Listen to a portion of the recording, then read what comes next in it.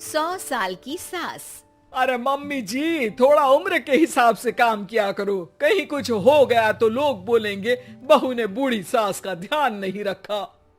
बहू, तुम भी थोड़ा कम और धीरे बोला करो।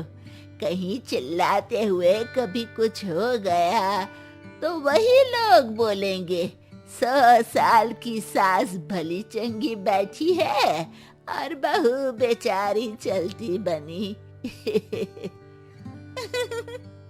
वैसे मम्मी जी, दादी बिल्कुल ठीक बोल रही हैं। हैं? क्या ठीक बोल रही है? वो जो कुछ भी बोले वो सास है, पर तुम क्यों बोल रही हो?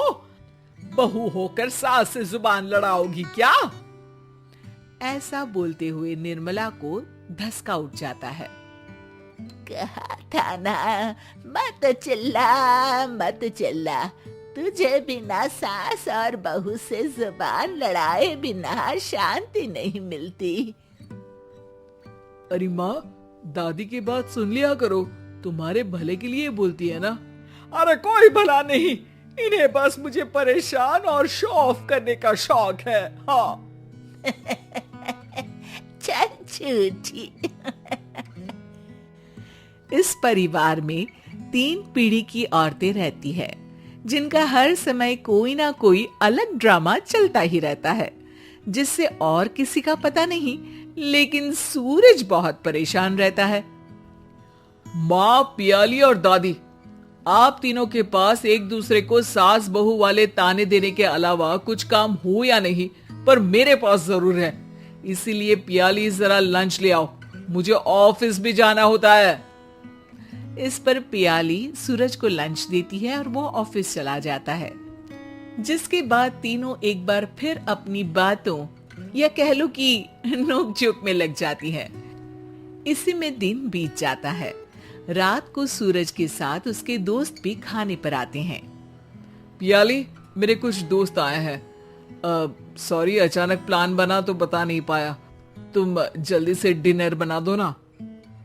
अरे वाह रे आलसी माँ की आलसी बेटी, पहले बिना बताए दोस्तों को घर ले आओ, फिर बोलो जल्दी से डिनर बना दो। इतनी जल्दी है तो खुद बना लो। अरे माता, सब बाद में दिखा देना, अभी खाना बना दो ना प्लीज। ऐसा बोल के सूरज दोस्तों के पास जाकर बैठ जाता है और पियाली डिनर की टेंशन में अपनी सास के पास पहुंच जाती है, जो अपने कमरे में आराम कर रही होती है। मम्मी, सूरज अचानक दोस्तों को घर ले आए हैं, क्या करूं अब? कुछ ऐसा बताओ ना जो जल्दी बन जाए और सर्व करते हुए भी अच्छा लगे। अरे रेस्टोरेंट से मंगा ले, दोबारा परेशान मत करना, सोने दे मुझे। इतने में दादी सास भी वहां आ जाती है। वाह, आलसी का आइडिया भी उसी की तरह बेकार है। कोरोना में बाहर से खाना मंगाएंगे। बहू, तुम सो ही जाओ, वही काम अच्छे से कर सकती हो। चल पियाली, मैं बताती हूँ क्या करना है। इस पर दादी सास पियाली के साथ मिलकर सारे मेहमानों के लिए खाना बनाती है, जिससे उन्हें ज्यादा मेहनत भी नहीं करनी पड़ती और सबका पेट भी भर जाता है। दादी के इस आइडिया से पियाली और सूरज बहुत इम्प्रेस हो जाते हैं।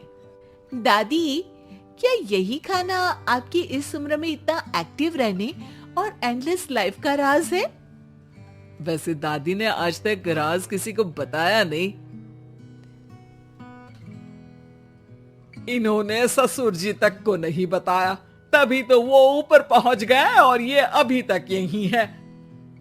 तेरी सास मेरे ऊपर पहुंचने का ही इंतजार कर रही है, पर इस आलसी का ये सपना पूरा नहीं होने वाला। क्यों जी, अमर होने का वरदान लेकर आई हो क्या? अमर का पता नहीं, पर लगता है तुझसे लंबा जरूर जी लूंगी। इससे पहले कि दोनों सास बहू में कोई बहस शुरू होती, पियाली बीच में बोल पड़ती है। ठीक है, आप दोनों लड़ क्यों रही हैं? हम तो चाहते हैं कि आप दोनों हमारे साथ हमेशा रहें।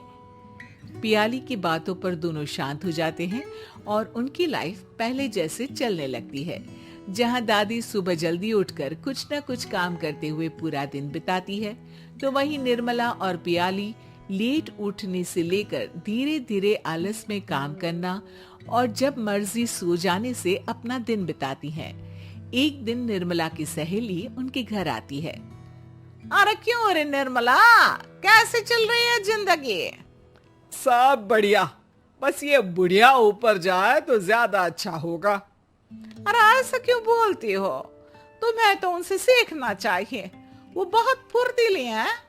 मैं उन्हें रोज मॉर्निंग वॉक करते हुए देखती हूँ, और वहीं तुम और तुम्हारी बहू हैं जिन्होंने शायद सुबह का सूरज आज तक देखा ही नहीं होगा।